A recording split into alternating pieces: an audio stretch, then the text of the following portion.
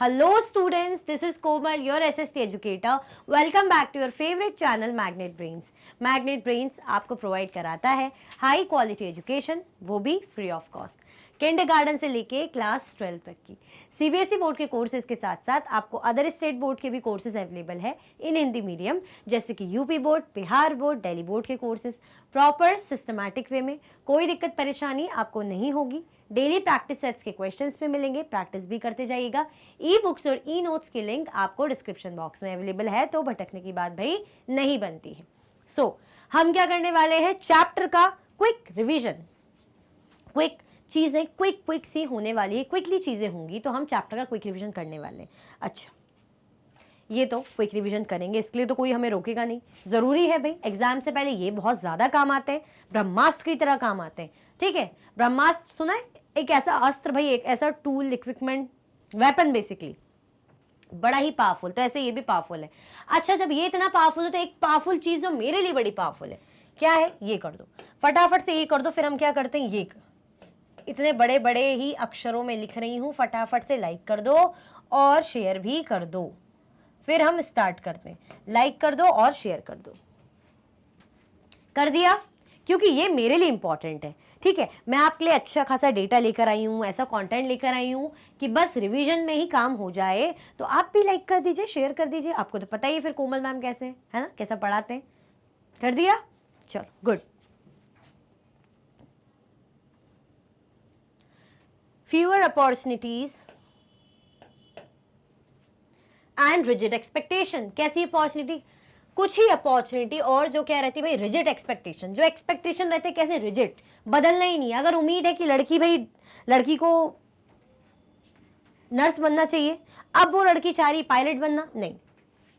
लड़के को कहा है कि नहीं भाई, तुम्हें जॉब अच्छा अर्न करना है, जॉब कमानी, मतलब तुम्हें ऐसा कमाना है कि भाई तुम जल्दी जल्दी जॉब करो, है ना। ये नहीं पूछ रहे कि वो चाह क्या रहा है, उसको ऐसा सब्जेक्ट दिलवा रहे हैं, पीछे पड़ रहे हैं कि नहीं तुम्हें ऐसा सब्जेक्ट लेना चाहिए, ऐसा कोर्स करना चाहिए कि अच्छी, जिसमें स्कोप हो और तुम्हें जॉब मिले और तुम अर्न करो भाई, क्योंकि लड़कों को अर्न करना रहता है। ये तो एक्सपेक्टेशन सेट करके रखती है हमारे फैमिली, सोसाइटी, रिलेटिव्स। आया समझ में? देखते हैं भाई यहाँ क्या कह रहे हैं। A lot of the children in Rosie Ma'am class drew women as nurses and men as army officer. The reason they did this because they feel that outside the home too, women are good at only certain jobs. अब बहुत से जो children है रोजी ma'am की class में क्या कर रहे थे, उन्होंने वुमेन को एज अ नर्सेज और मैन को as a army officers draw करा। मैम ने बोला होगा ड्राइंग करो, तो उन्होंने वुमेन को नर्सेज और मैन को पायलट के तौर पे, सॉरी आर्मी ऑफिसर्स के तौर पे उनको ड्रॉ करा। क्यों करा? The reason they did this because they feel that outside the home too, women are good at only certain jobs. ऐसा इसलिए क्योंकि उनके माइंड में था कि अरे वुमेन को क्या ड्रॉ करें, अच्छा हम वुमेन को नर्स बना देते, क्योंकि वुमेन तो नर्स बन सकती है, वुमेन पायलट कैसे बनेगी, वुमेन पुलिस में या आर्मी ऑफिसर तो नहीं बन सकती है ना, वुमेन तो हम उनको नर्स या टीचर या ऐसा कुछ बना देते हैं ना। क्यों? Women. The reason they did this because they feel that outside the home too, women are good at only certain job. मतलब outside the home women क्या है, कुछ certain काम ही कर सकती, certain jobs ही कर सकती है। ऐसा उन्होंने माइंड में सेट कर रखा है, ऐसा उन्होंने माइंड में बिठाया हुआ है कि वुमेन जो है certain काम ही कर सकती है। ऐसा है क्या? आप खुद ही देखिए ना, आपकी मम्मी, क्या सभी की मम्मी आपकी नर्सेज है? क्या किसी की मम्मी डॉक्टर नहीं होगी? इंजीनियर हो सकती है, सीए हो सकती है, टीचर हो सकती है कि नहीं? मतलब आप खुद ही देखिए ना कि मम्मी आपकी, सभी की मम्मी क्या नर्स है क्या? क्या कोई इंजीनियर नहीं? वही मैंने बताया, अलग अलग काम नहीं कर रही। कोई टीचर होंगी तो मैथ्स की टीचर होंगी, कोई टीचर हो सकती है तो हिंदी की भी टीचर हो सकती है, कोई सोशल की भी टीचर हो सकती है। क्लियर हुआ? पर क्यों हम ये धारणा बना के रखते हैं, बच्चों के मन में भी ये बात है, लोगों के मन में भी, कि अरे औरतें हैं तो इनकी सिर्फ इतना ही काम कर सकती है, औरतों से टेक्निकली ऐसे काम तो नहीं हो पाएंगे। तभी बच्चों ने भी बेचारों, जो उनकी भी क्या गलती, उन्होंने नर्स ड्रॉ कर दिया। वो क्यों नहीं उन्होंने आर्मी ऑफिसर बनाया? बना देते ना। क्यों नहीं बनाया?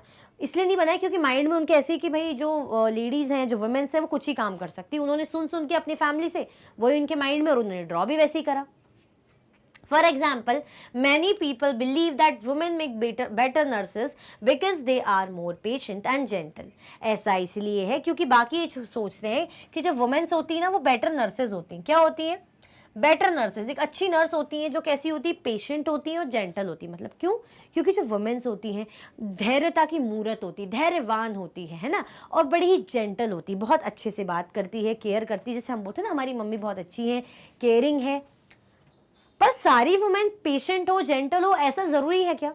दिल का वो बात अलग है कि भाई दिल किसी का बुरा है, अच्छा है, कोई किसी के लिए अच्छा सोचता है, बुरा सोचता है, वो बात और है। बट एक जो इनबिल्ट नेचर है, तो क्या वुमेन ही जेंटल हो सकती है? मेन जेंटल और पेशेंट नहीं हो सकते? मतलब मेन को आप क्या हमेशा गुस्सा करते हुए, भागा दौड़ी करते हुए देखते हो?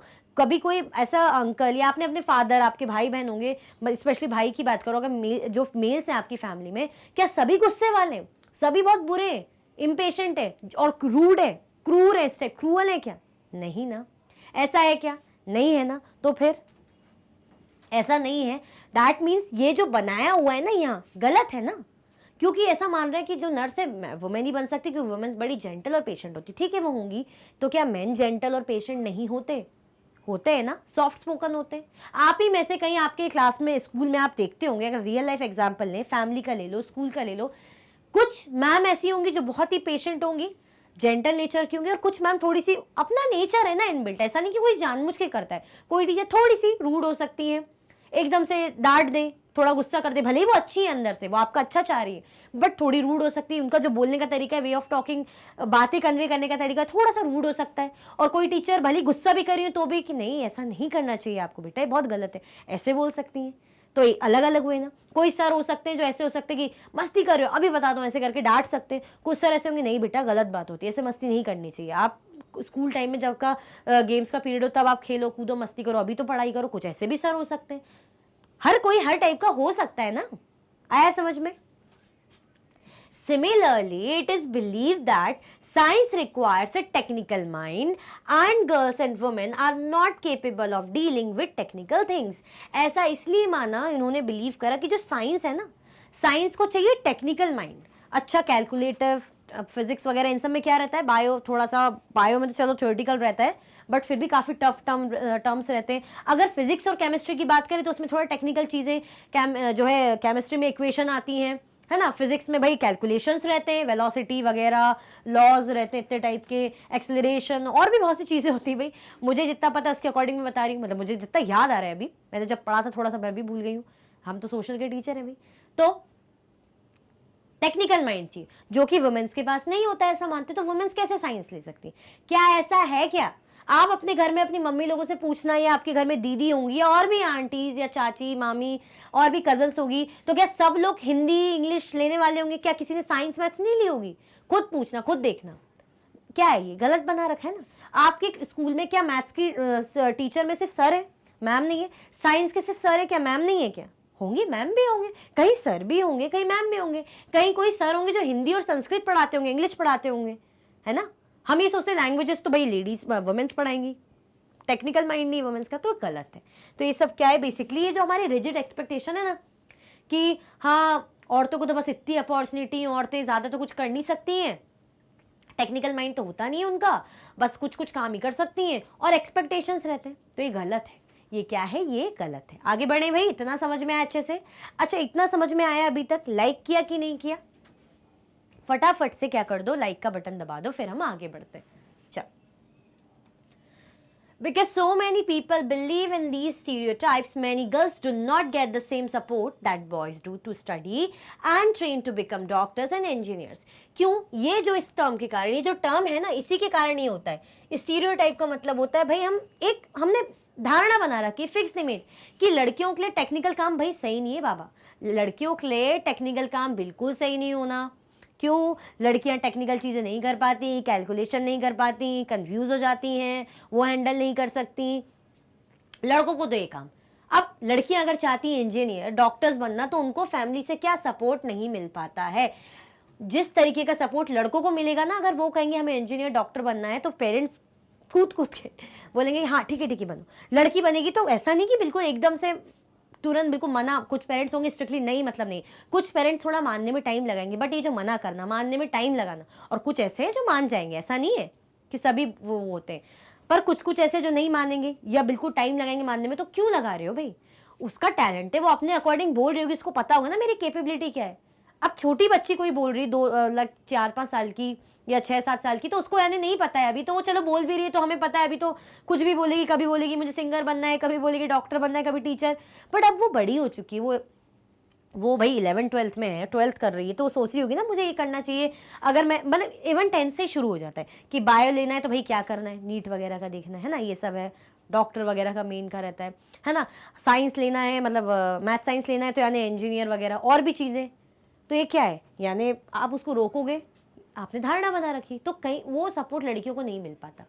ठीक है, it is important to understand that we live in a society in which all children face pressures from the world around them.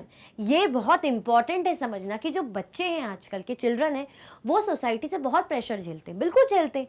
Even आप हो, आपके घर में रिलेटिव आ जाए, नानी दादी आ जाए, या चाचा चाची, ताई ताऊ जी, कोई भी आ जाए, यही बोलेंगे ना, अच्छा और बताओ बेटा कितने परसेंटेज आए, कितने मार्क्स आए, तो आप बोलोगे कि इस बार कम हो गए या इतने 80 आए।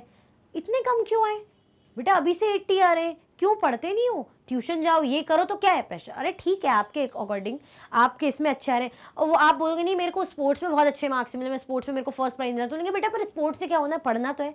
तो क्या है ये आप क्या है, प्रेशर ही तो है एक तरीके का, कि आपको वो चीज़ को अप्रिशिएट ना करके आपका इस चीज़ पे फोकस कि इसमें अच्छे लाओ, यही ज़रूरी है। और नहीं ला पा रहे तो आपको भी टेंशन होगी, फिर वहां से 4 बात वो लोग भी सुनाएंगे, वो लोग आपकी मम्मी को बोलेंगे कि अरे देखो इसको इस पे ध्यान दो, ये खेल कूद से कुछ नहीं होना है, ये सब। तो क्या है, प्रेशर आएगा ना आपके माइंड में। तो अराउंड द वर्ल्ड ये जो सोसाइटी, फैमिली मेंबर्स हैं, जो भी क्या करते हैं, टेंशन देते, भाई बच्चे को प्रेशराइज होता है। Sometimes these come in the form of demands from adults. कई बार तो भाई जो adults है, बड़े लोग हैं, उनकी डिमांड से आता है, ठीक है। At other times they can just be because of unfair teasing by our own friends. और कई बार तो ऐसा भी होता है कि हमारे दोस्त लोग, हमारे बंधु सखा मित्र हमें चिढ़ाते हैं, तो कई बार हमें उससे टेंशन आती है कि अरे अरे अरे तूने, जैसे अब आप 9th में फॉर एग्जाम्पल, है ना, नहीं 10th में, अब 10th में अब आपको सब्जेक्ट चूज करना है, कोई किसी को कॉमर्स लेना हो, किसी को बायो लेना हो, है ना, किसी को भाई मैथ साइंस लेना हो, आर्ट्स लेना हो। अब कोई बोलेगा जो मैथ्स में भले उसके कम मार्क्स आते हो, बट ठीक है, तो बोलेगा मैं भी मैथ साइंस लेने का सोच रहा हूँ। अब उसके अंदर जज्बा है, कैपेबिलिटी, वो मैनेज कर लेगा। अगर यहाँ है ना, यहाँ सोचा है कि मैं कर लूंगा तो सब हो जाएगा, वो उसके अकॉर्डिंग वर्क भी करेगा ना, हार्ड वर्क। अब वो कह रहा है तो बाकी है, तेरे तो मैथ्स में कम मार्क्स आते, रहने दे, तू कोई दूसरा सब्जेक्ट ले, तेरे बस का नहीं, तू मैथ्स वैसे तो भाई तू लेना ही मत, बहन तो मैथ्स लेना ही मत। तो क्या हो गया, प्रेशर आया, टेंशन आई, उसको बुरा लगा, उसको बुरा नहीं लगता। मतलब अब अगर वो मैथ्स लेना चाह रहा है तो उसको ऐसी बात कान में डाल दी कि वो खुद पे डाउट करने लगेगा, या लगेगी कि यार सही बोल रहे मेरे दोस्त, है ना।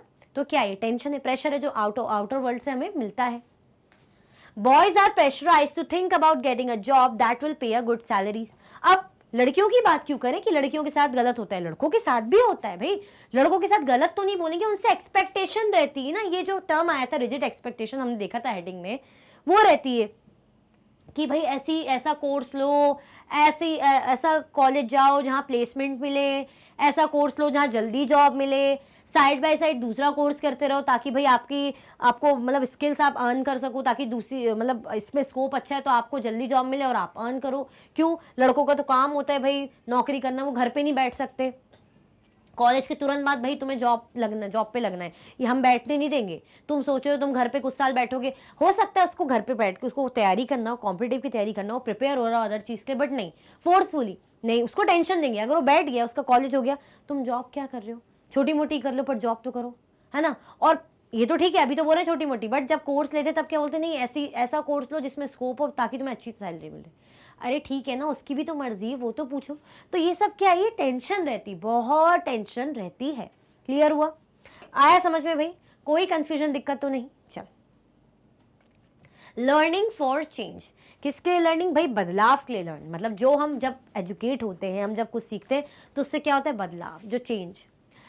But since they did not operate the wheel they were not seen as spotters, ये उसका टर्म आ गया, मैं ले नहीं पाई उसका। जैसे क्या कह रहे, जैसे लड़कियों को सपोर्ट नहीं मानते, लड़कियों का सपोर्टर नहीं माना जाता, क्यों, जैसे पॉटर का हमने लिखा है ना इसमें, आपको मैं इससे क्लियर कर देती हूँ, वो उसकी लाइन नहीं आई होगी बीच में, कोई बात नहीं। एग्जाम्पल क्या दिया था, जैसे जब पॉटरी होती है उसमें ऐसे व्हील घुमा के पॉटरी करी जाती है, व्हील घुमा के क्या करी जाती है, पॉटरी करी जाती है ना। अब औरतें क्या करती, मड लाने का काम करती, मतलब मिट्टी लाने का काम करती, मिट्टी तैयार करने का काम करती, भाई घड़ा या पॉट बनाना है। बस वो व्हील को ऑपरेट नहीं करती, वो चक्रा घुमाने का काम नहीं करती, तो इसलिए उनको क्या कहा जाता है, सपोर्टर। और मेन काम किसको दिया जाता है, मेन, कि भाई पोर्टर कौन है, मेल। हमारे माइंड में आता ही नहीं कि औरतें, मेहनत तो पीछे मतलब औरतें भी बराबर कर रही ना, वो भी मिट्टी लेकर आ रही है, मिट्टी तैयार कर रही, तब जाके तो घड़ा या वो पॉट बन रहा है, कैसे बनेगा नहीं तो। बस पर उसने बस पॉट बनाने का काम नहीं किया, व्हील घुमाने का काम नहीं किया, तो उसको मेन नहीं माना जाता, उनको क्या माना जाता है, सपोर्टर। क्यों, क्योंकि वो व्हील को ऑपरेट नहीं करते और उनको पॉटर नहीं माना जाता लेडीज मतलब वुमेन्स को। किसको बोलते हैं हम, इमेजिन करते हैं, मैन। क्लियर हुआ, आया समझ में भाई। In the 19th century, many new ideas about education and learning emerged. 19th century की बात करें तो बहुत से न्यू आइडियाज, किससे रिलेटेड भाई, एजुकेशन लर्निंग से रिलेटेड बहुत से नए नए आइडियाज इमर्ज हुए भाई, आए। Schools became more common and communities that had never learned reading and writing started sending their children to school. School क्या बन गए, जब भाई बदलाव आया, लर्निंग और एजुकेशन की इंपॉर्टेंस बढ़ी, तो स्कूल का रोल भी ज़्यादा बढ़ेगा। अब बच्चे क्या होंगे, स्कूल में ज़्यादा से ज़्यादा एडमिशन लेंगे, इनरोल होंगे। तो schools become more common and communities that had never learned learning and writing started sending their children to school. मतलब ऐसी ऐसी कम्युनिटी तक बच्चों को स्कूल में भेजने लग गई जिनके इसमें खुद उन्होंने पढ़ा लिखा नहीं होगा, बेचारे खुद वो लिटरेट नहीं होंगे, बट अब वो भी अपने बच्चों को स्कूल भेजने लग गए। तो दैट मीन्स क्या हुआ, बदलाव आया। 19th सेंचुरी में स्कूल का रोल, एजुकेशन का रोल बढ़ा। पहले इंपॉर्टेंट नहीं माना जाता था, आप बच्चों को स्कूल भेजने लग गए। स्पेशली जो माँ बाप खुद पढ़े लिखे नहीं है, तो वो अगर स्कूल भेज रहे हैं, यानी उनमें भी इतना मतलब इमर्ज हो रहे हैं वो लोग भी कि हाँ भेजना जरूरी है भाई, एजुकेशन इंपॉर्टेंट पार्ट है, वो भी समझ रहे हैं, तभी बच्चों को स्कूल भेज रहे हैं। चलो पढ़े लिखे पेरेंट्स तो भेजेंगे क्योंकि खुद भी पढ़े लिखे हैं, बट अगर जो खुद पढ़े लिखे नहीं है वो भी भेज रहे हैं, दैट मीन्स अच्छा खासा एक बदलाव है। आया समझ में, आगे बढ़े भाई। पहली का एक क्विक रिविजन है, तो फटाफट तो होती हैं चीजें। चलो, but there was a lot of opposition to educating girls even then, yet many women and men efforts to open schools for girls. Women struggle to learn to read and write. आप कह रहे हैं, अगर मैं इसको समझाऊं, फिर भी अपोजिशन तो रहा है, किसको लेके, गर्ल्स की एजुकेशन को लेके।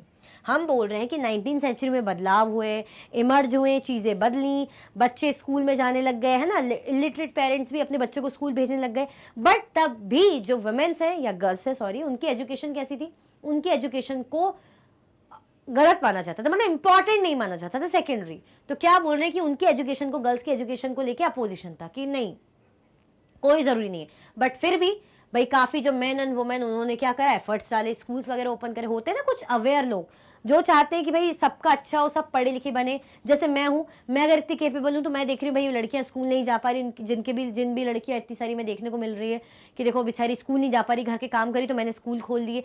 चाहे वो मैन हो या वुमेन, अगर वो सपोर्ट में उतर रहे हैं, वो स्कूल ओपन कर रहे हैं ताकि भाई ज़्यादा से ज़्यादा लोग पढ़ें, फ्री में एजुकेशन लें, लड़कियां specially. Women struggle to learn to read and write. भाई वुमेन को पुराने टाइम पे तो लर्न क्या सीखने के लिए, रीडिंग और राइटिंग, भाई उन्हें क्या करना पड़ा, बहुत मेहनत करनी पड़ी वुमेन को। तो बेसिकली क्या बता रहे हैं, बेसिकली बता रहे हैं कि उस टाइम पे जो था, इमर्ज तो हुई की चीज़ें 19th सेंचुरी में, बदलाव आया था, बट बात ये थी कि तब भी लड़कियों की एजुकेशन में प्रॉब्लम थी। क्या थी, तब भी लड़कियों की एजुकेशन को इंपॉर्टेंट नहीं माना जाता था।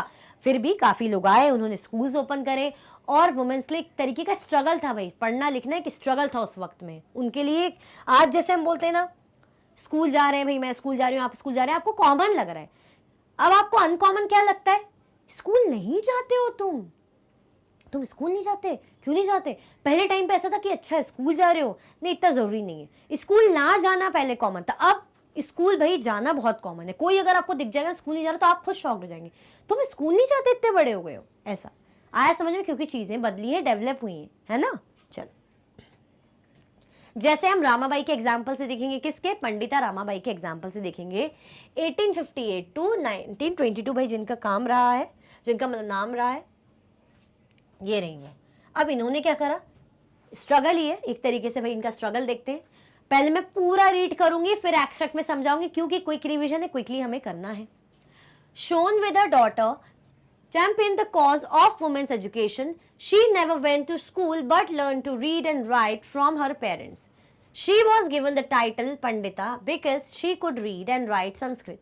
A remarkable achievement, as women then were not allowed knowledge. She went on to set up a mission in Khedgaon near Pune in 1898, where widows and poor women were encouraged not only to become literate but to be independent. अब अगर मैं इतना समझाऊं यहाँ तक का, यहाँ पे क्या कह रहे हैं, ये अपनी डॉटर के साथ दिख रही है, ये कभी जो रामाबाई हैं वो कभी भी स्कूल नहीं गई। आप सोच रहे हो कभी भी स्कूल नहीं गई, तो चलो ठीक है, स्कूल नहीं गई तो फिर आगे क्या, but learn to read and write from her parents, but लिखना और पढ़ना उन्होंने अपने माता पिता से सीखा। वो कभी स्कूल नहीं गई, बट उनके अंदर जज्बा होगा, उनके अंदर इच्छा होगी, तो उन्होंने पढ़ना लिखना अपने माता पिता से सीखा। She was given the title Pandita because she could read and write Sanskrit. अच्छा, हम देखते ना पंडित, जब हम बोलते ब्राह्मण पंडित तो हमारे माइंड में आता है कि जिन्हें संस्कृत आती है, वेदों का ज्ञान हो, तो इनको पंडिता क्यों कहा जाता था? पंडित तो थी नहीं, ऐसा इसलिए कहा जाता था क्यों, क्योंकि भाई ये संस्कृत को पढ़ सकती थी और लिख सकती थी। जो रामाबाई है संस्कृत को लिख सकती थी और पढ़ सकती थी, जो कि उस टाइम पे एक बहुत बड़ी बात थी, जबकि खुद वो कभी स्कूल गई भी नहीं थी, बट वो संस्कृत को पढ़ सकती थी, लिख सकती थी, तो उनको इसीलिए पंडिता का टाइटल दिया गया था। A remarkable achievement as women then were not allowed such knowledge. अब उस जमाने के हिसाब से तो बहुत इंपॉर्टेंट है ना, एक इतना इंपॉर्टेंट कि भाई ब्राह्मण है, पंडित यानी कितनी नॉलेजेबल होगी, ज्ञानी होगी, जबकि उस टाइम पे तो पढ़ने लिखने भी नहीं दिया जाता था, पर उन्हें पंडिता का टाइटल क्यों मिला? क्योंकि भाई उन्हें संस्कृत लिखना और पढ़ना आता था। अब जब उन्होंने ये सब चीजें करी, अचीव करा, तो उन्होंने भी भाई खेतगांव पुणे में एक मिशन सेटअप करा। मिशन में क्या था? 1898 को करा था। मिशन में ये था कि भाई जो विधवा औरतें रहेंगी, जो गरीब औरतें रहेंगी, उनको इनकरेज करा कि बस आप खाली इसलिए नहीं, उनको इनकरेज दो तरीकों से करा, पढ़ने लिखने के लिए भी कि भाई आप पढ़िए लिखिए, और उनको इंडिपेंडेंट बनाने के लिए भी, सेल्फ सफिशिएंट, कि खुद ही कुछ काम करें, खुद ही कमाई करें, किसी पे निर्भर ना रहें। They were taught a variety of skills from carpentry to running a printing press, skills that are not usually taught to girls even today. उनको ऐसी ऐसी चीजें सिखाई गई जो आज के टाइम में भी नहीं सिखाई जाती लड़कियों को, इवन आज के टाइम में भी जो चीजें होती ही नहीं है। कैसे? जैसे भाई कारपेंट्री, जो उस जमाने में सोचो कारपेंट्री है ना, प्रिंटिंग प्रेस चलाना, ये सब क्लियर हुआ, आया समझ में? तो ये सब है भाई इनके बारे में। तो उनका जो मिशन है वो क्या है, जो रामाबाई का मिशन है अभी भी एक्टिव है। क्लियर हुआ? ये है पंडिता रामाबाई। आगे बढ़े भाई, क्या बता रहे रामाबाई के बारे में, ठीक है? Let us read about the experience of Rashundari Devi 1800 to 1890 who was born in West Bengal some 200 years ago. अब किसके बारे में देखेंगे? अभी रामाबाई के बारे में देखा, अब रशुंदरी देवी के बारे में देखेंगे। 1800 to 1890, जिनका जन्म कहाँ हुआ था? वेस्ट बंगाल, लगभग 200 सालों पहले। At the age of 60 she wrote her autobiography in Bangla. जो रशुंदरी देवी है, उन्होंने अपनी ऑटोबायोग्राफी यानी अपनी लाइफ के बारे में, कैसे उनकी ज़िंदगी थी, कैसे उन्होंने स्ट्रगल करके पढ़ाई लिखाई करी, कैसे पढ़ाई लिखाई नहीं करने दिया जाता था, दिन भर वो काम करती रहती थी, फिर भी उन्होंने पढ़ना लिखना सीखा। तो अपने बारे में, अपनी जीवनी के बारे में, लाइफ के बारे में भाई उन्होंने लिखा ऑटोबायोग्राफी, जिसे बोलते हैं एट द एज ऑफ 60 उन्होंने अपनी बायोग्राफी लिखी। कौन सी लैंग्वेज में? बांग्ला लैंग्वेज में। हर book title Amar Jiban is the first known autobiography written by an Indian women. जो उनकी बुक थी कौन सी थी? अमर जीवन, है ना, बंगाली तो थी, तो अमर जीवन ये क्या था? फर्स्ट नोन ऑटोबायोग्राफी थी। किसकी? भाई पंडिता रामाबाई की, जो उन्होंने रशुंदरी देवी की, एज एन इंडियन वुमेन, मतलब उस जमाने में उन्होंने किसी पहली इंडियन वुमेन ने अपनी ऑटोबायोग्राफी लिखी थी।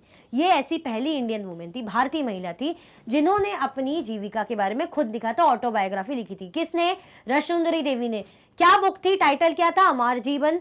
और किस लैंग्वेज में थी? बांग्ला लैंग्वेज में थी। Rashundari Devi was a housewife from a rich landlord's family. At that time, it was believed that if a woman learned to read and write, she would bring bad luck to her husband and become a widow. Rashundari Devi क्या थी?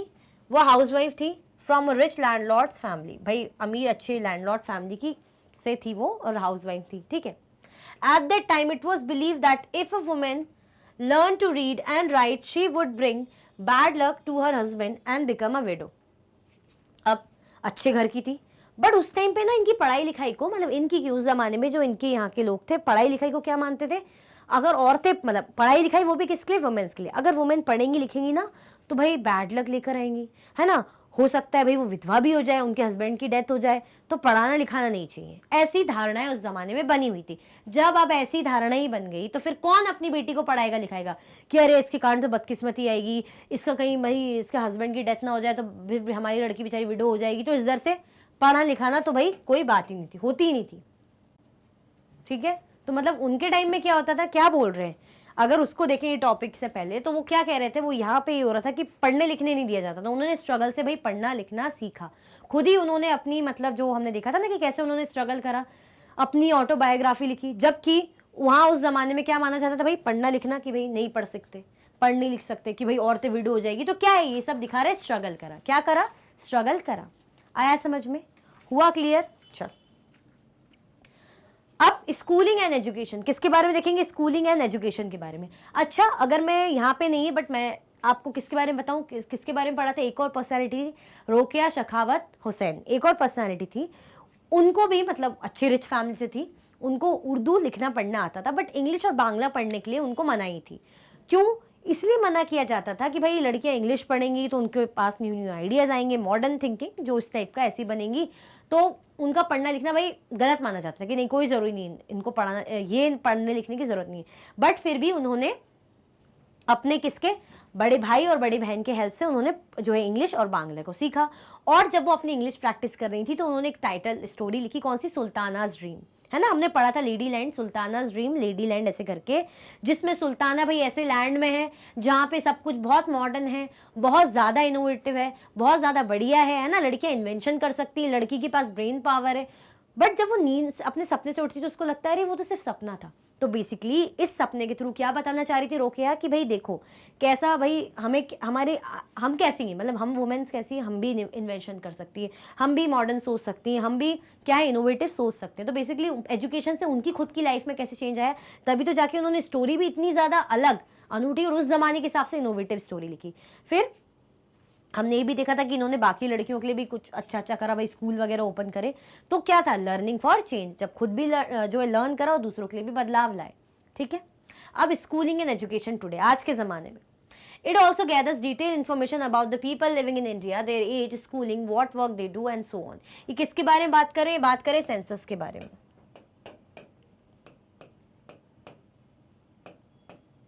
ये बात कर रहे हैं census के बारे में। ठीक है, मैंने इंपॉर्टेंट कंटेंट था इसलिए उसमें वो सेंसस नहीं है, बट कोई बात नहीं, मैंने लिख दिया। सेंसस के बारे में बात करें, सेंसस क्या करता है, सेंसस इन्फॉर्मेशन गैदर करता है। इन्फॉर्मेशन क्या गैदर करता है, वो ये इन्फॉर्मेशन डालता है कि भाई जैसे एज, कितने एज के लोग कितने हैं, टोटल पॉपुलेशन कितनी है, स्कूल कितने बच्चे जा रहे हैं, कितनी लड़कियां स्कूल जा पा रही है, कितने लड़के स्कूल जा पा रहे हैं। We use this information to measure many things like the number of literate people and the ratio of men and women. हम ये information use करते हैं क्या measure करने के लिए, जैसे कितने लोग हैं, नंबर ऑफ लिटरेट पीपल, पढ़े लिखे लोग कितने, और रेशो कितना है मैन एंड वुमेन का। तो इन सब चीज़ों के लिए भी जो सेंसस है, जिसको जनगणना बोलते हैं, जो होती है इन एवरी 10 years, जो हर 10 सालों में होती है, जो हर 10 सालों में होती है। According to the 1961 census, about 40% of all boys and men 7-year-old and above were literate. That is, they could at least write their names, compared to just 15% of all girls and women. अब 1961 की census की बात की जाए, 1961 census की बात की जाए तो बस क्या बोल रहे हैं, जबकि हमने देखा ना कि आज के ज़माने में स्कूलिंग और एजुकेशन कितनी ज़्यादा इंपॉर्टेंट है। हम ये देखते हैं, अभी इसको डिस्कस करते हैं, हम ये देखते हैं कि आप खुद स्कूल जा रहे हैं, कितने सारे लड़के लड़कियां स्कूल जाते हैं। मैंने बताया था ना भी आपको कि अगर कोई स्कूल नहीं जा रहा है तो वो आपको लगता है अरे तुम स्कूल नहीं जाते, ऐसा। अब भाई स्कूल जा रहे हैं तो क्या होता है, क्या होता है, यानी इंपॉर्टेंट है स्कूल जाना। तो आज के ज़माने में स्कूल एजुकेशन कितनी ज़्यादा ज़रूरी है। बट फिर भी कहीं ना कहीं ऐसा नहीं कि चीज़ें 100% सही हैं, कहीं ना कहीं दिक्कत भी आती है। अभी सेंसस के बारे में बोल रहे हैं कि 1961 के सेंसस में 40% कितने थे, बॉयज़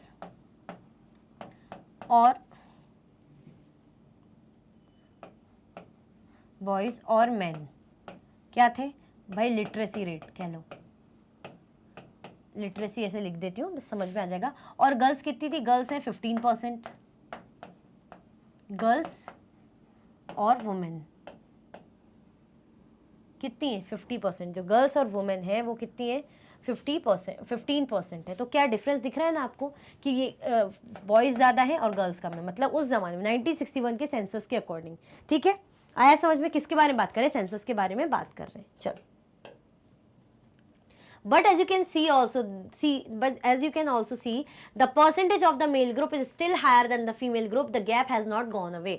हमने देखा कि भाई जो सेंसस है इसमें जो डिफरेंस है किसका, मेल और फीमेल का, क्या है, 40% बॉयज़ का है, 15% गर्ल्स का है। इवन फिर ये 2011 में भी हुआ था एक, तो 2011 के सेंसस में पता क्या था, उसमें भी यही केस था। ग्रो तो हो गया था नंबर, मतलब बॉयज़ का कितना हो गया था, बॉयज़ और मेंस का कह लें 82 था, लिटरेसी रेट 82 था, और गर्ल्स और वुमेन का कितना था, 65%। गर्ल्स और वुमेन का कितना था, 65%, मतलब 82 65। और उससे पहले हमने 1961 में क्या देखा था, 1961 में क्या देखा था हमने, बॉयज का 40, गर्ल्स का हमने क्या देखा था, गर्ल्स का हमने देखा था 15%। दैट मीन्स क्या है भाई, अभी भी एक चीज आपको देखने को मिल रही है, 1961 से 2011 तक बढ़े हैं, मतलब पढ़े लिखे लोग होने की संख्या बढ़ी, मतलब ज्यादातर बच्चे अब पढ़ रहे हैं, लिख रहे हैं, लिटरेसी रेट अच्छी हो रही है, बढ़ रही है। 40 से 82 हुई, दैट्स गुड। 15 से 65 हुई, वेरी गुड। पर हमने एक चीज ये देखी, जो यहाँ कह रहे हैं कि अभी भी हम ये देख रहे हैं गैप, फिर भी गर्ल्स और बॉयज की एजुकेशन के बीच में, लिटरेसी रेट के बीच में गैप है, मतलब गर्ल्स अभी भी यहाँ पीछे, यहाँ भी गर्ल्स अभी भी पीछे। आया समझ में? तो यानी अभी भी बहुत सी लड़कियां हैं जो स्कूल नहीं जाती। इतना क्लियर हुआ?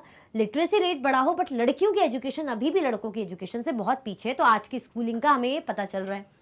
Here is a table that shows the percentage of girls and boys who leave school from different social group including scheduled caste and scheduled tribes। यहाँ पे लिस्ट थी जो हमने देखी थी। हमने क्या देखा था भाई, टेबल में अलग अलग जो नंबरिंग दी हुई थी उसके अकॉर्डिंग था, वो इसमें नहीं है बट आपके चैप्टर के अकॉर्डिंग है, वो इसमें आ गया है। हमने लिस्ट देखी थी ना, उसको डिस्कस कर लेते हैं, कोई बात नहीं। जो एसटी कैटेगरी की और जो एससी कैटेगरी की जो गर्ल्स थी वो कैसी थी, एससी और एसटी कैटेगरी की गर्ल्स कैसी थी, मतलब उनका जो नंबर था ना literacy rate as compare to the other girls, all girls कम था। तो यहाँ पे ड्रॉप आउट रेट की बात हो रही, तो हमने देखा स्कूलिंग तो आज के ज़माने में होती है बट बहुत से बच्चे क्या करते हैं, स्कूल को क्या करते हैं, छोड़ देते हैं। बहुत से बच्चे स्कूलों को बीच में ही छोड़ देते हैं। रीज़न क्या, वो इसलिए छोड़ देते हैं, जैसे भाई स्कूल में इरेगुलरिटी, अच्छे टीचर्स नहीं है, या स्कूल में फैसिलिटीज़ अवेलेबल नहीं है, और गरीब पुअर एरिया का स्कूल है तो वहाँ पे स्कूल का मतलब कह लेंगे बिल्डिंग बढ़िया नहीं है ना, टीचर्स ही नहीं पढ़ाने रहे, स्कूल में कुछ सीरियसनेस ही नहीं है, कभी स्कूल खुलता है कभी स्कूल महीनों बंद रहता है, यानी स्कूल में कुछ ढंग का काम ही नहीं हुआ है कि बच्चे आए पढ़े, टीचर्स रेगुलर रहे। तो बच्चे फिर सोचते हैं यानी शायद इतना ज़रूरी नहीं है, तो पढ़ना वैसे ही छोड़ देते हैं। कुछ बच्चे इसलिए छोड़ते हैं भेदभाव के कारण, डिस्क्रिमिनेशन के कारण, कुछ गरीबी के कारण। जैसे गरीबी में जब रहते हैं तो क्या होता है, प्रेफरेंस बॉयज़ को दी जाती है, तो इसलिए भी लड़कियों को स्कूल छोड़ना पड़ता है। डिस्क्रिमिनेशन के कारण कि भाई कोई को कहते हैं कि नहीं लड़कियों की पढ़ाई इतनी ज़रूरी नहीं है, लड़कों को पढ़ाओ, भले ही पैसा भी हो तो भी लड़कियों की पढ़ाई ज़रूरी नहीं है, लड़कों को पढ़ाओ। तो इसके कारण भी लड़कियां भाई थोड़ा बहुत पढ़ती हैं, बीच में ही उन्हें स्कूल छोड़ना पड़ता है। तो लड़कियां हो या लड़के, कुछ इन कारणों से भाई जो है स्कूल को छोड़ना पड़ता है। ठीक है, तो वो टेबल में भाई बेसिकली यही था। अब in 2011 census also found that Muslim girls are less likely than SC and ST girls to complete primary schools। अब वही 2011 के सेंसस की मैंने बताया ना कि जैसे SC ST की गर्ल्स का नंबरिंग कम थी, परसेंटेज कम था, ऐसे ही जो है मुस्लिम गर्ल्स का भी परसेंटेज कम था प्राइमरी स्कूल में ही, मतलब ये लोग स्कूल को लीव कर देते हैं। Many children also leave school because they are discriminated against by their teacher and classmates। वही वाली बात है जो मैंने बताया कि बहुत से टीचर तो इसलिए भी स्कूल छोड़ देते, क्यों, क्योंकि उनकी टीचर जब उनको डिस्क्रिमिनेट करती है, और क्या करती है, क्लासमेट्स उनको डिस्क्रिमिनेट करते हैं। अब कैसे, जैसे कोई बच्चा भाई गरीब है, टीचर ही चिढ़ा रही कि कैसे कपड़े पहन के आए हो, तुम नई शर्ट नहीं खरीद सकते, कैसे फटे हुए स्कूल के शूज़ हैं, अच्छे से पहन के हो, नहीं तो मत आया करो स्कूल। जब नहीं आ पाते, नहीं फीस भर पाते, या कोई बच्चा बेचारा फीस नहीं भर पा रहा, उसके माँ बाप गरीब है, जानबूझ के कोई क्यों करेगा, है ना, जानबूझ के करने वाले हो सकते हैं, कोई एक दो हो, ऐसे ही मुश्किल है, बट फिर भी ऐसा लेके जाए तो जानबूझ के कोई ऐसा क्यों करेगा। तो उनको कि भाई टीचर चिढ़ा रही तो बच्चे हंस रहे हैं कि अरे देखो देखो मैम तो उसको रोज़ बोलती कैसे शूज़ पहन के आ जाता है, मतलब तू अफोर्ड ही नहीं कर सकता, मत आना स्कूल। या उसकी फीस नहीं भरी तो टीचर सबके सामने आके उसको बुला के बोल रही है कि फीस नहीं दे सकते, तुम्हारी कितनी लेट फीस आ रही है और ये क्या है, मत आओ ना स्कूल, मत पढ़ो लिखो जब फीस ही नहीं दे पा रहे। तो इस कारण, इस जड़ से, इस बेइज्जती से, डिस्क्रिमिनेशन से भाई भेदभाव हो रहा है, चार लोगों के सामने बेइज्जती हो रही है, सब बच्चे चिढ़ा रहे हैं, टीचर उनको डिस्क्रिमिनेट कर रही है। ठीक है, दैट मीन्स पैसा ही इंपॉर्टेंट है ना। अब बेचारे जब वो पैसा ही नहीं दे पा रहे तो उनकी इंपॉर्टेंस गई, उनको पढ़ाने को ही तैयार नहीं स्कूल वाले टीचर, तो क्या होता है, इसके कारण बेचारे वो कई बार स्कूल छोड़ देते, पेरेंट्स हताश हो जाते हैं, हेल्पलेस हो जाते हैं, सोचते इससे अच्छा स्कूल में क्या ही पढ़ाना। आया समझ में? तो हम बोल रहे हैं स्कूलिंग एंड एजुकेशन, जो आज के टाइम में बहुत से बच्चे स्कूल जाते हैं, हमने देखा ना कि 1961 से लेकर 2011 में कितना जो है लिटरेसी रेट बढ़ा, बट फिर भी गर्ल्स की एजुकेशन बॉयज़ की एजुकेशन से बहुत पीछे। चलो हम ये भी देखते कुछ रीज़न, हमने गरीबी के कहा, डिस्क्रिमिनेशन का, पुअर फैसिलिटीज़ का, साथ में हमने देखा कि कैसे टीचर और क्लासमेट्स ही कई बार डिस्क्रिमिनेट करते हैं। क्लियर हुआ? आया समझ में? आगे बढ़े, चल। Women's movement. अब वुमेन्स मूवमेंट क्या होता है भाई? औरतों का मूवमेंट, जैसे हमने कैंपेन, प्रोटेस्ट, सॉलिडेरिटी ये सब देखा था। जरा देखें भाई वुमेन्स मूवमेंट क्या होता है। इस तरीके से एक दूसरे का साथ देना, प्रोटेस्ट करना, एक दूसरे के लिए, एक दूसरे के हक की लड़ाई करना, जस्टिस के लिए। Women and girls now have the right to study and go to school. भाई जो वुमेन्स हैं और गर्ल्स हैं उनको आजकल क्या है भाई, पढ़ने का और जो है स्कूल जाने का पूरा अधिकार है आज के ज़माने में। अगर कोई लड़की स्कूल नहीं जाती तो हमें स्ट्रेंज लगता है कि तुम स्कूल क्यों नहीं जाती, भाई स्कूल जाना चाहिए। बट इसका मतलब क्या है कि आजकल सब स्कूल जाते हैं। There are other spheres like legal reform, violence and health where the situation of women and girls has improved. बहुत से ऐसे अदर स्फेयर्स हैं और भी अलग अलग फील्ड है जहाँ पे कह लीजिए वुमेन्स की कंडीशन अब इम्प्रूव हुई है, अच्छी हुई है। जैसे लीगल रिफॉर्म, लीगल मैटर्स में उनके अधिकार को लेके, वायलेंस हो रहा है उसको लेके, हेल्थ सिचुएशन को लेके, इन सब चीज़ों को लेके जो गर्ल्स की जो कंडीशन है वो क्या हुई है, अब इम्प्रूव हुई, अच्छी बढ़ी। These changes have not happened automatically. Women individually and collectively have struggled to bring about these changes. ये जो changes हैं ये automatically नहीं हुए, अपने आप नहीं हुए। These changes have not happened automatically. Women individually and collectively have struggled to bring about these changes. मतलब women को क्या खुद से क्या करना पड़ रहा है भाई, बहुत स्ट्रगल करना पड़ा। वुमेन हो, मैन हो, काफ़ी या ऑर्गेनाइजेशन है, सबने मिलकर इसके पीछे स्ट्रगल करा है, मेहनत लगी, एफर्ट्स लगाए, तब जाके यहाँ पे आज जाके वुमेन्स की कंडीशन में सुधार आया। आज जो लड़कियाँ इतना पढ़ लिख रही हैं, ज़माना इतना ग्रो हुआ है ना, नैरो माइंडेड बना है। क्यों? ये स्ट्रगल्स के कारण। जो औरतों के साथ मार पिटाई अब नहीं होती, जो पहले ऐसी ही होती थी, उनसे दहेज मांगा जाता था भाई, उनको मार दिया जाता था, फिर भी कोई न्याय नहीं करता था इतना ज़्यादा स्ट्रिक्टली। तो अब चीज़ें बहुत बदल चुकी है। औरतों को आप ज़रा सा टच नहीं कर सकते, ज़रा कुछ बोल नहीं सकते, आप बिना किसी वजह के नहीं बोल सकते। उनकी गलती, उन्होंने कुछ जानबूझ किया तो अपन डांट लो, बोल लो, बट बेफिजूल में आप कुछ नहीं कर सकते। देख लो अब कानून बन गए हैं उनके प्रोटेक्शन में। क्यों? ये सब स्ट्रगल के कारण हुआ है। जो स्ट्रगल है ना, इतनी मेहनत इन सब के कारण हुआ है। This struggle is known as the women movement. और इस स्ट्रगल को क्या कहा जाता है? इस स्ट्रगल को कहा जाता है women's movement. Individually, women and women and women's organization from different parts of the country are part of the movement. चाहे इंडिविजुअल वुमेन हो, इंडिविजुअली मैंने बोला, चाहे इंडिविजुअल वुमेन हो या वुमेन ऑर्गेनाइजेशन हो, from different parts of the country are part of the movement. चाहे individual women कुछ करे, एफर्ट्स डाले, स्ट्रगल करे, चाहे वुमेन ऑर्गेनाइजेशन मिलके जस्टिस के लिए कुछ करे, तो इन सब ने मिलके ही भाई इस अलग अलग पार्ट, ऐसा नहीं कि हम देख रहे हैं कि सिर्फ सेंट्रल एरिया का, सेंट्रल इंडिया की औरतें प्रोटेस्ट कर रही हैं उन्हीं को न्याय मिला। हम देख रहे हैं डिफरेंट जो है पार्ट है हमारी इंडिया के, सब कोने कोने से कहीं ना कहीं कुछ ना कुछ भाई किसी के साथ गलत हुआ है, तो औरतों ने, चाहे वो इंडिविजुअली हो, चाहे ग्रुप में हो, ऑर्गेनाइजेशन में हो, स्ट्रगल करा है। Different strategies have been used to spread awareness, fight discrimination and seek justice. Here are some glimpses of this struggle. देखते हैं कैंपेनिंग। हमें क्या बोला वुमेन मूवमेंट के बारे में कि कैसे वुमेन मूवमेंट अलग अलग टाइप के हुए, तो उनकी कुछ झलकियां देखते हैं, मतलब क्या क्या एग्जाम्पल होते हैं वुमेन मूवमेंट के। तो पहला क्या है? Campaigning. Campaigns to fight discrimination and violence against women are an important part of women's movement. Campaign करना भाई किसी भी तरीके के भेदभाव के अगेंस्ट, कहीं आप देख रहे हो कि किसी औरत के साथ, किसी लेडी के साथ कोई किसी प्रकार का भेदभाव हो रहा है, कैंपेन करना। इस तरीके से भाई आपने पोस्टर वगैरह, बैनर बनाए, है ना। वायलेंस अगर हो रहा है, कुछ किसी भी तरीके की मार पिटाई हो रही है, फिजिकल हैरेसमेंट हो रहा है ना, अब्यूज़ कर रहे हैं, वर्बली अब्यूज़ कर रहे हैं, तो ये क्या है? ये सब इनके अगेंस्ट जो कैंपेन होता है ना, इंपॉर्टेंट पार्ट होता है वुमेन्स मूवमेंट का। Campaigns have also led to the new laws being passed. A law was made in 2006 to give women who face physical and mental violence within their homes, also called domestic violence, some legal protection. जैसे एक example लेके समझे, एक जो कानून आया था कौन सा? डोमेस्टिक वायलेंस का। 2006 में कानून आया था भाई डोमेस्टिक वायलेंस के अगेंस्ट, कि किसी भी प्रकार के घर में औरतों के साथ किसी भी प्रकार की प्रताड़ना, कैसी, चाहे आप मार पिटाई हो रही हो, फिजिकल अब्यूज़ हो, वर्बली अब्यूज़ कर रहा हो, तो इस प्रकार की अब जो भी होगा औरतों के साथ, तो 2006 है वो प्रोटेक्शन एक्ट के तहत, जो वुमेन्स के साथ जो मार पिटाई होती है, वायलेंस का जो केस होता है, तो उसके अगेंस्ट क्या लेकर आए? ये वाला कानून लेकर आए। तो ये कानून में क्या था कि अगर किसी भी प्रकार का डोमेस्टिक वायलेंस होगा औरतों के साथ, घर में कोई भी औरतें और कोई भी जो है एडल्ट मेल उनके साथ हैरेसमेंट कर रहा है, उनके साथ मार पिटाई कर रहा है, उनको मेंटली टॉर्चर कर रहा है ना, इमोशनली टॉर्चर कर रहा है, जिस भी तरीके से, तो आप क्या कर रहे हो? मतलब आप कानून तोड़ रहे हो बेसिकली, आप पे फिर सज़ा होगी, आपको जुर्माना लगेगा। जुर्माना तो नहीं बोलेंगे, सज़ा ही होगी बेसिकली फिर आपको, क्योंकि कानून है और एक्ट को तोड़ना, कानून को तोड़ना यानी कानून, आपने क्या करा, कुछ गुनाह करा, तो एक क्राइम है बेसिकली, ठीक है। तो आया समझ में? तो ये सब किसके थ्रू आया, कैंपेन के थ्रू आया, तो एग्जाम्पल के तौर पे आप इसको समझ सकते हैं। क्लियर?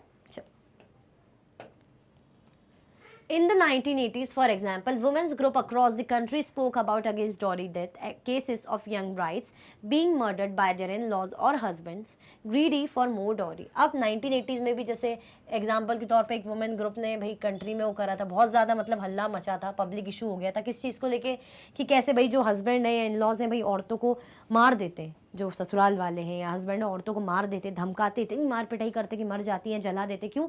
दहेज के लालच में कि आप डॉरी दो, तो इसको डॉरी डेथ बोलते हैं। तो इसको लेके बहुत खतरनाक एक प्रोटेस्ट टाइप का हुआ था, मतलब कह लीजिए कैंपेन हुआ था। Women's group spoke out against the failure to bring these cases into justice. भाई वुमेन्स को, उनको बहुत गुस्सा आ गया था, क्यों? क्योंकि इस केस को लेके भाई जस्टिस नहीं मिल रहा था, न्याय नहीं मिल रहा था। They did so by coming to the street, approaching the courts and by sharing information. Eventually this became a public issue in the newspapers and society, and the dowry laws were changed to punish families who seek dowry.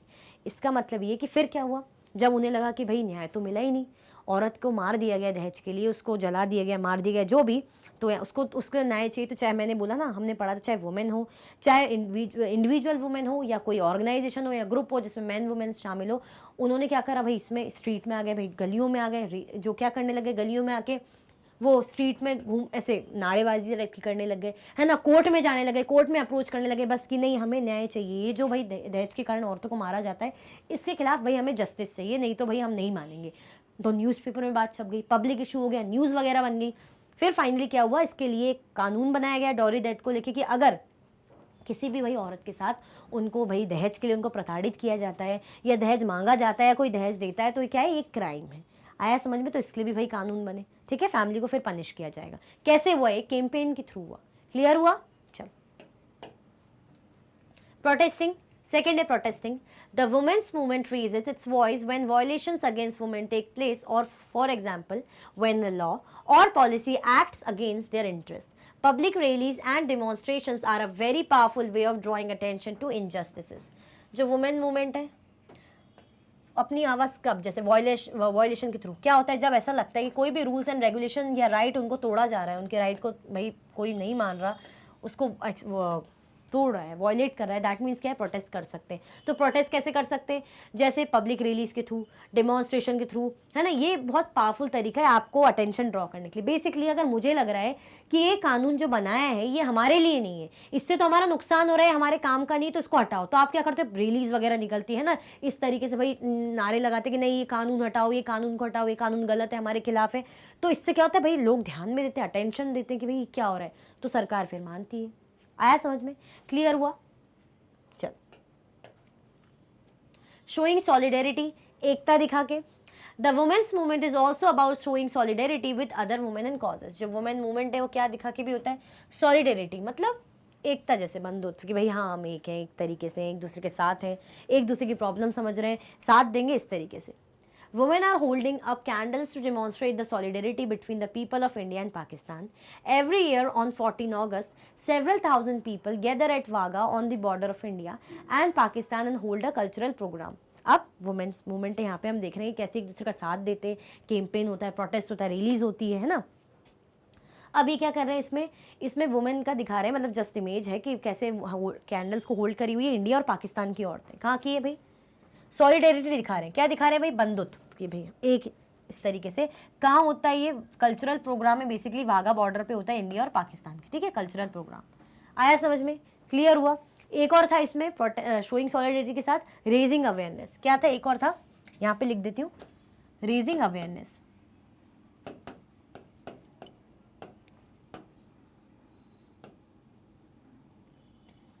Raising awareness मतलब अगर हम women's movement की बात करें, that means हम awareness के through भी कर सकते हैं। जैसे मैं हूँ, मुझे लग रहा है कि अवेयर करना है कि अगर जैसे बोलेंगे आप में से, जैसे कैसे होगा, जैसे कोई मीटिंग हो रही, सब बहुत सारे लोग बैठे हैं, तो मैं बताऊंगी आज के टाइम पे भाई औरतों के साथ अत्याचार होता है, गलत तरीके से उनको ट्रीट किया जाता है, उनको भाई उनके हक की काम नहीं करने दिया जाता, उनको नौकरी नहीं करने दी जाती, उनको पढ़ने लिखने नहीं दिया जाता। तो मैं क्या कर रही हूँ, अवेयरनेस फैला रही हूँ बेसिकली, है ना। तो कैसे, ये तो मैंने बताया नहीं किया जाता, तो हमको क्या करना है, हमको सहना नहीं है। इसके लिए सरकार ने हमें कानून दिया है, कानून का भाई फ़ायदा उठाएं, अपने हक के लिए लड़ाई करें, दबे नहीं, दबेंगे तो ये आपकी गलती है, आप खुद गुनहगार होंगे अपनी लाइफ के लिए। तो मैं क्या कर रही हूँ, अवेयरनेस फैला रही हूँ, अवेयर कर रही हूँ। तो लोग जो थोड़ा बहुत, जो बेचारी अंडर कॉन्फिडेंट थी, जो हिम्मत नहीं करती थी, तो वो सुनेंगी, समझेंगी कि अच्छा हमारे लिए कानून बने हुए हैं, सरकार पुलिस हमारी मदद करेगी, अच्छी बात है। तो अब हम अपने जो, अगर हमें गलत होता है तो हम उसके खिलाफ ज़रूर आवाज़ उठाएंगे। तो एक तरीके से इंकरेज करना, अवेयरनेस रेज करना। अब जब किसी को पता ही नहीं, कुछ बेचारी पढ़े लिखे नहीं होती, कुछ लोग, उनको पता ही नहीं होता कि हमारे लिए कानून बने, तो अवेयरनेस के थ्रू रेज कर रहे हैं, है ना, रेस कर रहे हैं, अवेयरनेस बता रहे हैं कि भाई आपके पास इतने अधिकार है, कानून ने इतने सारे तरीके के आपके लिए अधिकार बनाए हुए हैं, तो आप उसको यूटिलाइज करें, पर कुछ गलत मत सहें। तो इन सब चीज़ों के थ्रू वुमेन्स मूवमेंट की बात होती है। क्लियर हुआ, आया समझ में? तो भाई इसी के साथ मैंने पहले ही बोला था, क्विकली हमारे चैप्टर का क्विक रिवीजन एंड होता है। आई होप आपको बहुत अच्छे से समझ में आया होगा। तो भाई इसी के साथ ये वीडियो एंड होती है। अगर आप और भी वीडियो के लेक्चर्स देखना चाहते हैं तो आप मैग्नेट ब्रेन्स के यूट्यूब चैनल, एप्लीकेशन और वेबसाइट पे देख सकते हैं। ई नोट्स और ई बुक्स के लिंक आपको डिस्क्रिप्शन बॉक्स में अवेलेबल है। ये हाई क्वालिटी के कोर्सेज हैं, जैसे कि CBSE board, Delhi board, Bihar board, UP board, MP board, Rajasthan board, Vedic maths, crash course, spoken English courses आपको अच्छी क्वालिटी में और 100% फ्री अवेलेबल है। आप हमें अदर प्लेटफॉर्म पर भी फॉलो कर सकते हैं, फेसबुक, इंस्टाग्राम, एक्स, टेलीग्राम और व्हाट्सएप पे। ज़्यादा से ज़्यादा लाइक कीजिए, ज़्यादा से ज़्यादा शेयर कीजिए और चैनल को सब्सक्राइब करना बिल्कुल भी ना भूलें। अपना ख्याल रखें। Thank you so much for watching.